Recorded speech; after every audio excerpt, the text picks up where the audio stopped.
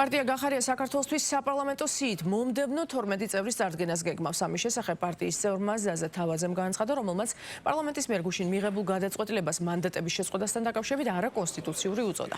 პროცედურის მიხედვით სიით მომდევნო 12 წევრი პარტიამ ცენტრალურ საარჩევნო კომისიას უნდა წარუდგინოს, რის შემდეგაც ცესკო პარლამენტს მიმართავს, საბოლოო გადაწყვეტილებას კი სწორედ საკანონმდებლო ორგანო მიიღებს. გუშინ სადეპუტატო უფლებამოსილება შეუწყდა პარტია გახარია საქართველოსთვის 12 წევრს დადგენილების პროექტს პლენარულ სხდომაზე კენჭი უყარეს. პარტიას საპარლამენტო სია არ ჩაუხსნეს, შესაბამისად მისი 12 წევრი დღემდე საქართველოს პარლამენტის წევრად ითვლებოდა. სადეპუტატო უფლებამოსილების ვადამდე შეწყვეტის საფუძველი საქართველოს პარლამენტის სხდომების არასაპატიო მიზეზით გაცდენა გახდა. პარლამენტის თავმჯდომარის განცხადებით მანდატების შეწყვეტის შემდეგ პარტიას 6 თვით შეუჩერდება პარტიული დაფინანსებაც.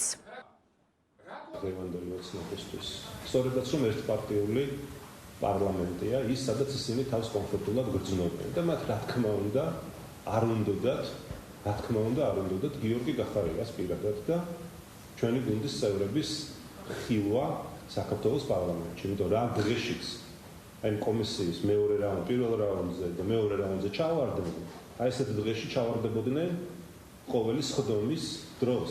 და რა თქმა უნდა ეს მათ არ უნდათ. და ამიტომ გადაწყვეტეს და მიიღეს ეს გადაწყვეტილება, რომელიც მოვა დრო